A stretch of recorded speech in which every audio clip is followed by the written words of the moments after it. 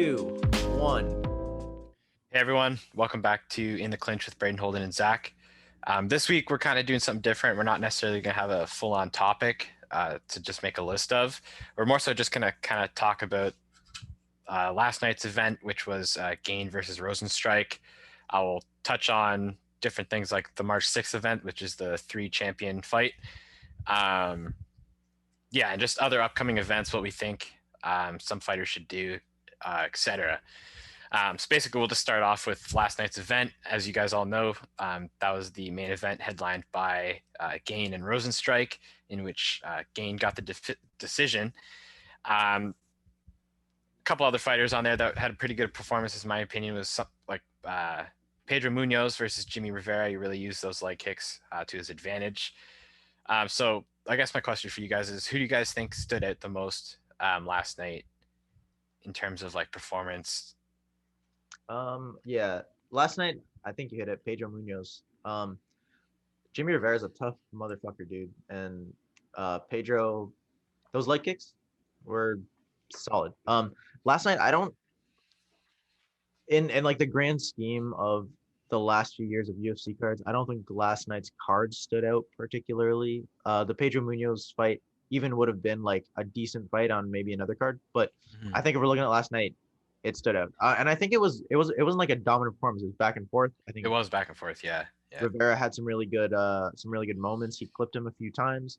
But you could tell that investing in the leg kicks early, paid dividends later on, even though he didn't get what I found crazy about that fight too was, even though Rivera was getting pelted with those calf kicks, he still kept walking forward too. He didn't let it kind of like overtake him in any way. He kind of just kept walking, which I found was pretty cool.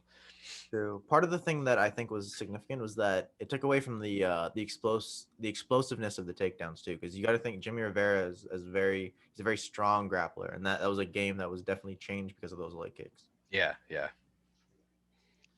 Do you have any thoughts, Holden? I was impressed by Munhoz, for sure. But two things for me. One, Alexis Davis starting kind of slowing women's bantamweight prospect, the Colombian queen, I think her name is, Matzo. That was something that I was happy with. Also, Thiago Moises, I thought he fought a very posed fight against Alexander Hernandez. Alexander Hernandez is a tough guy. I don't think he's what we thought he was going to be, but he's definitely a guy that's competitive at that lower level. He has some good wins at that lower level, but also some hard losses. And I thought Thiago Moises got through that fight with poise. No one else really on that card, I think Gane would have done more if Rozenstruik challenged more. But that, I think the reason that fight was boring was on Rozenstruik, in my personal opinion. Yeah. That guy was just waiting for his perfect shot, and Gane was like, you know what, if I can just pick you apart from the outside and not really endanger myself, like, why wouldn't I, right? So it's a difficult situation though, right? Because like that heavyweight division, you kind of, if you're looking for that title shot, you kind of need to stand out a little bit because everybody's doing crazy shit. Yeah, but I think realistically, Gane's not even, he's not even in a position for a title shot right now. So he just beat Rozenstruik.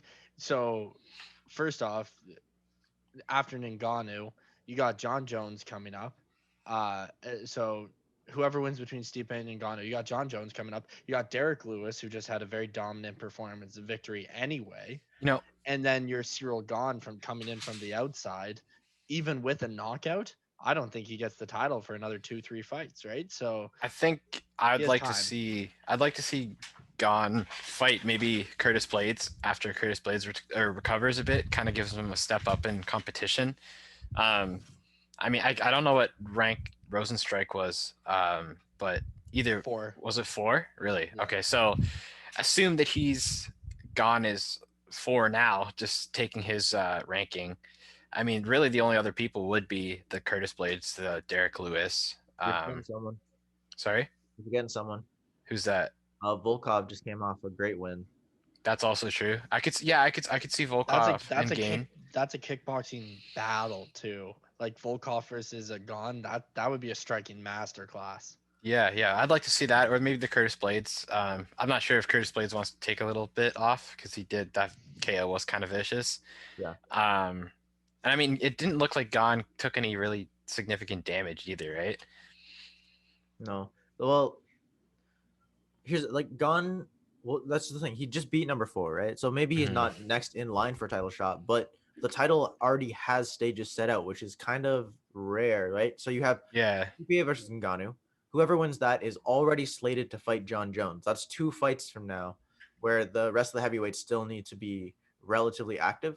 So you got to make those fights between like Derrick Lewis, Volkov, um, Gon. Um, Well, I think if Blades comes realistically, back, you know. that's dependent on when Jon Jones comes in and if Jon Jones, like, if they give him a title shot right away. Like, Jon I Jones is think they great, will. no doubt, Well, Dana but already, you can take Dana's word as whatever you want to take Dana's word at, but he did say that Jon Jones gets the winner. Mhm. but I think Jones will get the winner of Ngannou Stipe. I if you think they got will. my thing is, if you got Derrick Lewis right there and he wants to fight and Jones isn't ready yet, and let's say it's a Francis Ngannou under 2 minutes or even a Stipe quick finish, whatever, and those guys want to get in the octagon again, because they've been laid off for a bit because of COVID and everything like that, and heavyweights just have a slower turnaround usually. Um, what's saying that Jon Jones doesn't fight at heavyweight first, right? Sorry, not doesn't fight for the belt first, right? So especially, I think Derrick Lewis is the smart next choice for that fight. I'd like to see Jon Jones fight someone like a Cyril Gane or an Alexander Volkov, because those are guys that could really prepare him for that division. I think they definitely could prepare him, but just the overall fame that Jones has in general, I don't think that they'd put him in with somebody who's ranked 6, 7, even 5, right? I think just because he was that light heavyweight champion and because he dominated for so many years, I think he'll get that next title shot right away. I don't even think he'll consider fighting somebody that isn't for the belt, in my opinion, anyways. Yeah, but he said he wants to. He said he wants to fight Ngannou because there's not a scarier man on the planet. He wants to fight Stipe because he's the heavyweight goat. Mhm. So I think he wants to fight those guys no matter what the order is. He wants guys to stop saying, "Hey, like, screw Jon Jones," kind of thing. He wants to be the goat. True. Now, to go back to your original point, though, in this world now, there's no reason why Jon Jones would take another fight, right? Just Exactly, based yeah. on who the other people are, right? But you have going last night have like a crazy highlight reel knockout, like who was it? Who had the jumping spinning sidekick last year? Joaquin Buckley. Right. So that went No, Yeah. viral, right? yeah. You have Gon like put himself in a position where people care about him.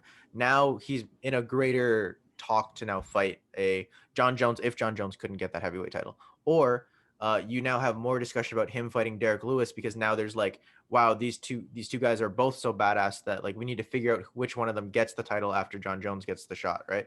But as it stands right now, the way you're looking at it, I care more about Derrick Lewis getting that title shot. I care more about maybe Volkov getting that title shot, and Gon's kind of like a third guy.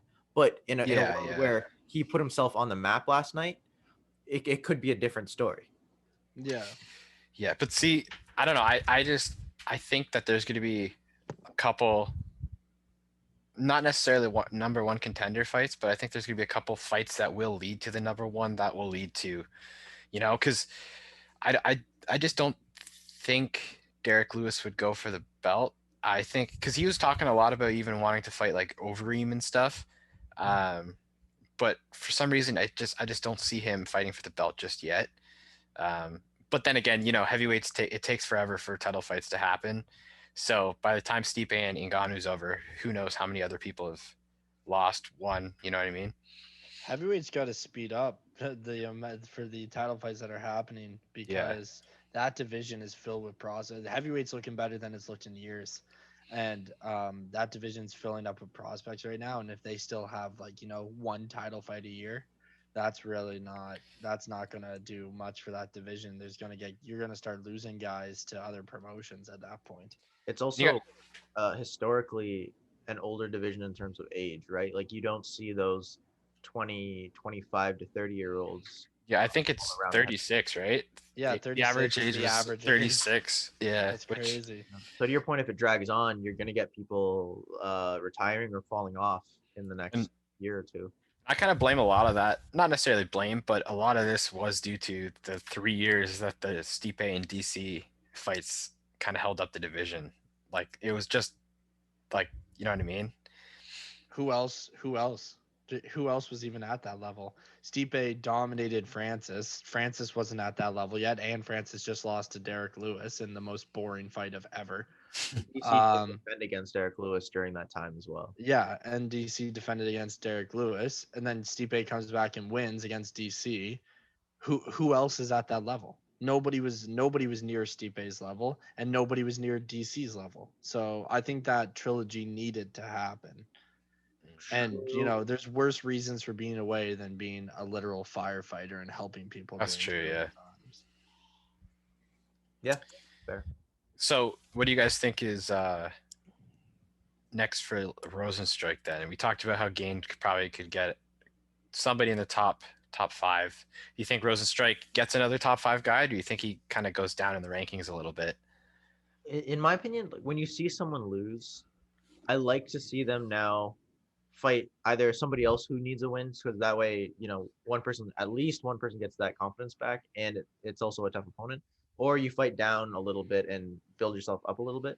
It's one loss other than the Ngannou fight, so he's still, I think he's still proven the fact that he can hang with that top 10, top 7 sort of group.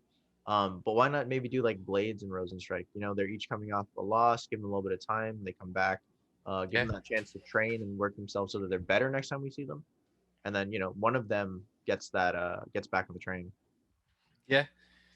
There's a couple up and comers too that could go against Rosenstrike. Like there's that the Chris Dawkins, I think. I don't know if I'm pronouncing that last name wrong or right. But he just got the win over Alexei Olenek. He got a TKO win, so he's now 11-3. I can see Rosenstrike fighting Dawkins. Yeah, just kind of it'd be good for both of them if Dawkins gets the win. He gets a win over a decently notable opponent, and then if Rosenstrike gets the win, he's back in the win column, right? Mm-hmm. Mm-hmm. I think Rosenstrike has to solve whatever mental thing he had last night. I think, like watching last night, Gon throws these very beautiful kicks, these very beautiful off-speed kicks. He changes the speed in the middle of the kicks. He fights like a seasoned kickboxer, right? Mm-hmm. And they're such good kicks. And Rosenstruck got the timing on them. He was catching them. And then he wasn't capitalizing off of catching these kicks. And even his corner was getting pissed that he wasn't doing anything. He's throwing one shot and everything. His corner wanted him to do more, and he wasn't doing more. And he even said before the fight, the only way I'm going to win this fight is if I push forward and like do what I do best. And he was just whatever he needs to solve mentally after watching that performance. I think that's the biggest, whatever opponent you put in front of Rosenstruck next, whatever. The biggest thing he needs to solve is whatever that mental block was against Cyril Gane. So yeah, it's hard though, because if you think about it, last night,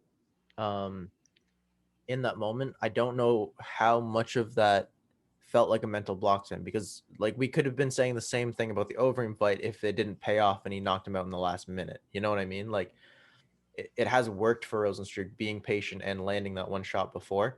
I think you're right. I think the improvement would be not to rely on that sort of thing, but it works until it doesn't, and last night was when it didn't. You know what I mean? Mm-hmm. Another person that he could fight is Walt Harris.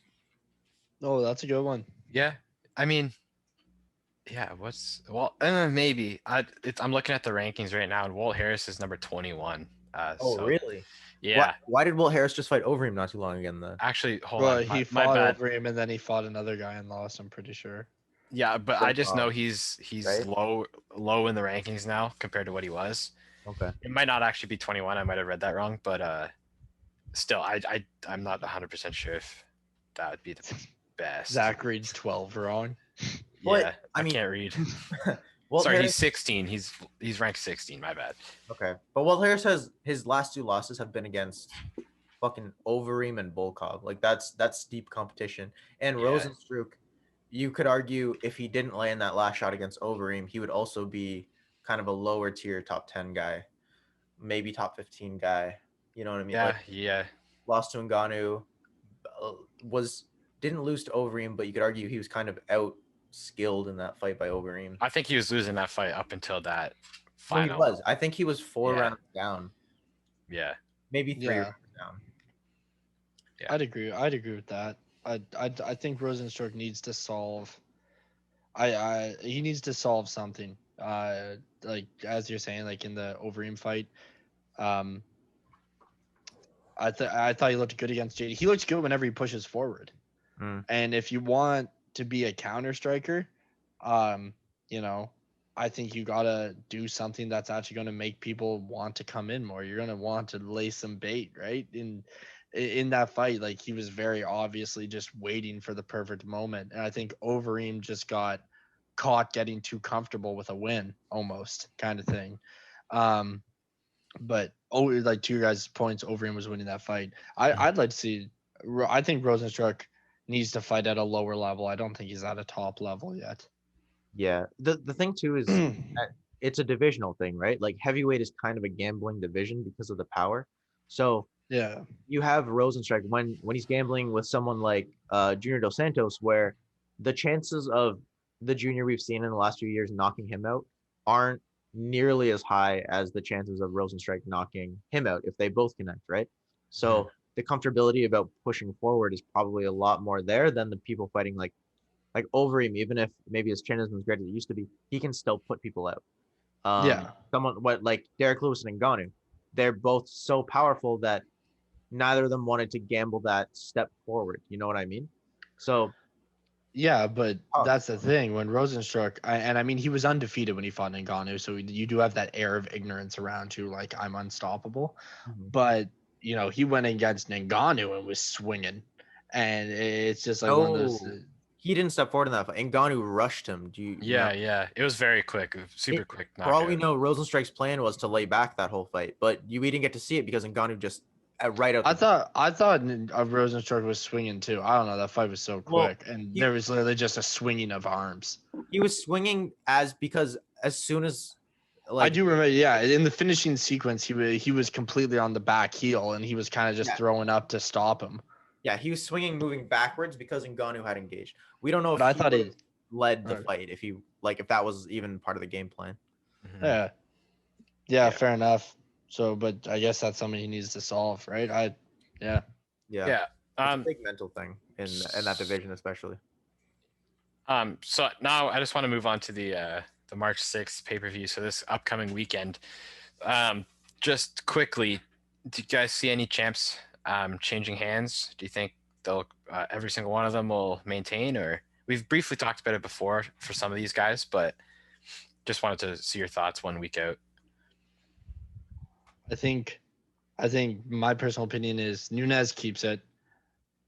Megan Anderson proposes threats to Nunes, I think, that are interesting, but I also think that Nunes has all the tools to defend.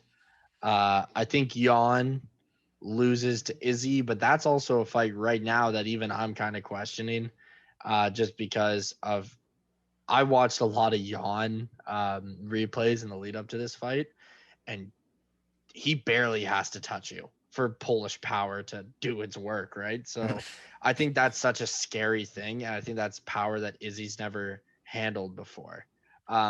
So I think that's going to be an interesting fight. My bet's still on Izzy to walk out the new champ.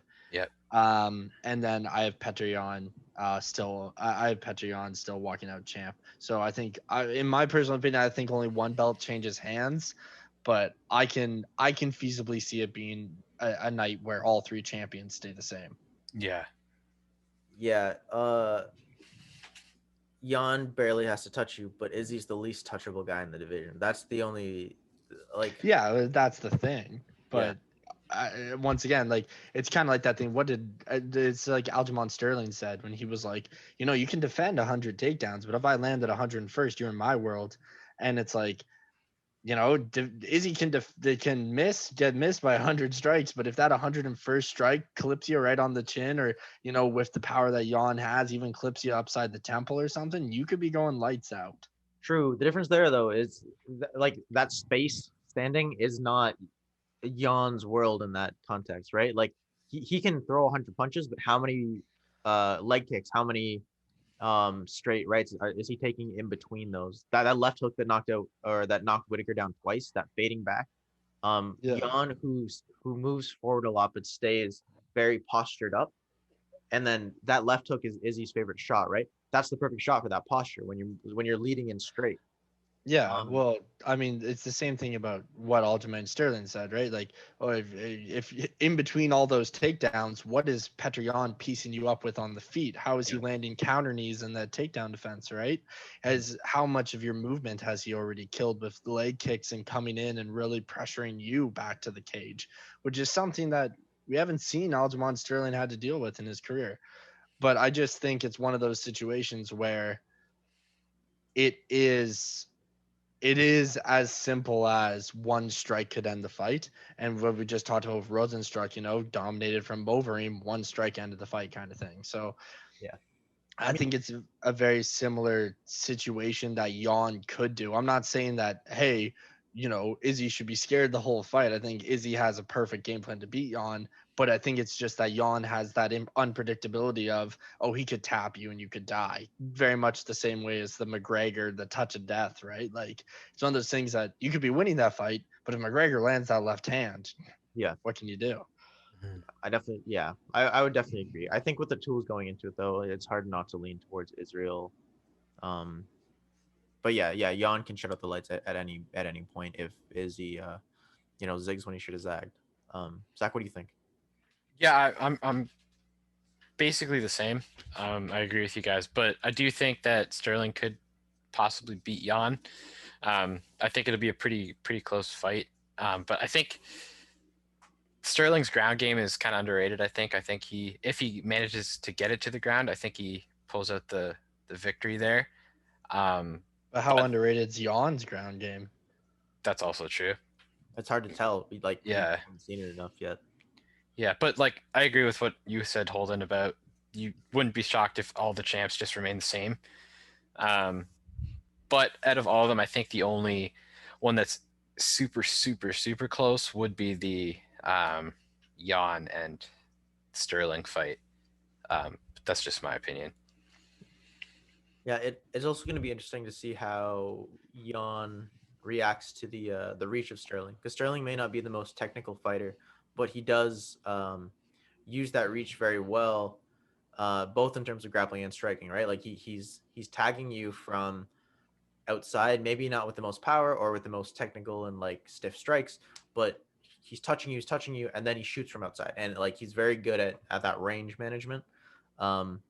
It could go either way. I agree so that's probably the closest one of those title fights.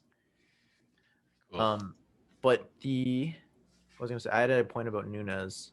Oh, this is what I love about Nunes, right? So a lot of the great fighters we're seeing right now, they fall in love with one aspect of their game, like striking or grappling. I think Nunes is one of those fighters who's so good at both, but particularly so good at striking, yet she's still not afraid to take you down and wrestle you if that's what needs to be done to win. Mm-hmm. She very well could have risked standing up with Durandame, because Nunes has some of the greatest power, probably some of the best boxing in all of women's MMA.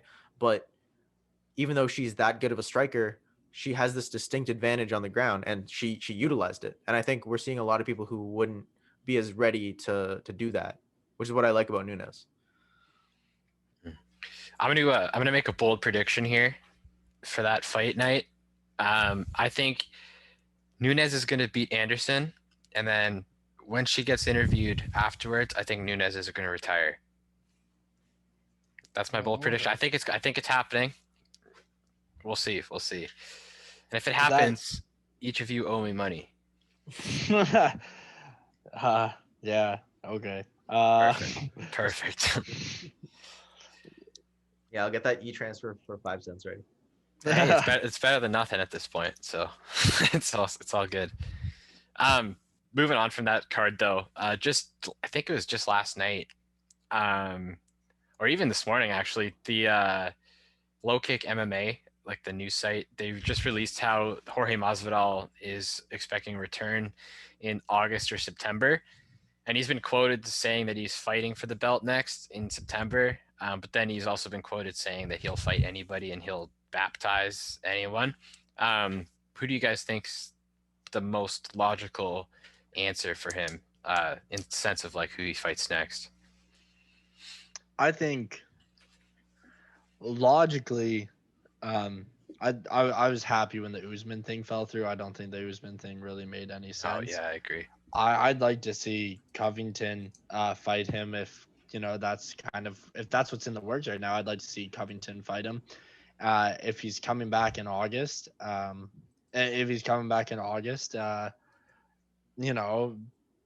another guy he could fight is Wonderboy. I think that'd be a cool fight to see. I think there's a few good people in that division that are ready for the title. Covington and Wonderboy, in my opinion, are the two that are ready for that title. And I think either of them facing Masvidal just kind of increases their stock. Personally, I think Wonderboy needs the challenger more, but I think Covington just coming off, he just dominated Woodley, but he lost to Usman. Usman still looked dominant. I think Colby was winning that fight, and then Covington dominates Woodley. I think Covington's more set up for that title shot. You know what I mean? So I think Wonderboy kind of seems like the next logical progression for Masvidal for me. I could see Colby fighting for the title next too, but I feel like didn't Masvidal and Wonderboy fight already? Yes, Wasn't that a thing? It was years ago. That was like 4 years ago. Oh, was it that long ago? Okay. They're at different stages now. Oh yeah. The GSP Bisping card. Masvidal won, right? No, Wonderboy pieced him up. Oh, okay. Yeah, to probably have. Oh, okay. No, I was thinking of Masvidal versus Till. Sorry. But yeah, Wonderboy pieced him up. I think that would just, in my personal opinion, I think that would happen again. I don't think Masvidal wants that fight, but it's interesting too. Just talking about welterweight in general. That Leon Edwards fight is coming up. It was supposed to be about against Kamzat, but now it's Belal Muhammad. Do you guys think if he does put on a good performance and wins that fight, you think he has any chance of even going for the title, or do you think, knowing the UFC, he'll have to get a few more wins in just to kind of get his stock up a bit more? I think he has a chance of going for the title, a chance. But I actually, to kind of answer your last question, somebody I just thought of, Michael Chiesa could face Masvidal. I'd be happy with that fight. Yeah. But Leon Edwards, I think beating Muhammad, he needs one more. He needs a top 5 guy. You can't beat the champ after beating Belal Muhammad. How dare you? That's a tough, because I'm along the same lines as you, but a lot of the contenders for some reason don't have wins in the top 5 of welterweight, right? Yeah. Like in terms of recency, right? Like Wonderboy, who's he coming off of? Jeff Neal. I wouldn't say you get a title after beating Jeff Neal either, but I think Wonderboy is that next guy to fight for the title. I don't think Leon Edwards. But over Covington? But you got to think of this too. I think he's beat almost every single person in that, almost the top 10. So it's very slim pickings if you're going to go for like not Wonderboy. Hasn't. I know. I'm just saying. It is, but I'm saying if you're in that contendership, like that contender spot, you should have beaten other contenders. And like, it's just because the division's moving around so much. Like it's a very quickly changing division. So it's hard to say that, right? Because you have people who beat people like Cowboy, who was a top welterweight a year, 2 years ago, but he's not there anymore, right? Like that's how Leon Edwards got in there. I don't see Cowboy as a top welterweight. I see him as a top 10. That's what I meant, kind of. Yeah, but sorry, I thought you were talking about top 5 guys, so that's why. Well, I'm just thinking about why did Masvidal break in the top 5 and why did Leon break in the top 5? It's because they came up in a time where Cowboy was a name that they could jump ahead of. But in retrospect, that doesn't mean as much right now, right? But that's why they got there. I think you need to have. I would love to see more of the fights between those contenders. Like Usman, whatever your thoughts about him, he's cleaning out the division like he said he would, and we need more clarity amongst the contenders. I think Yeah.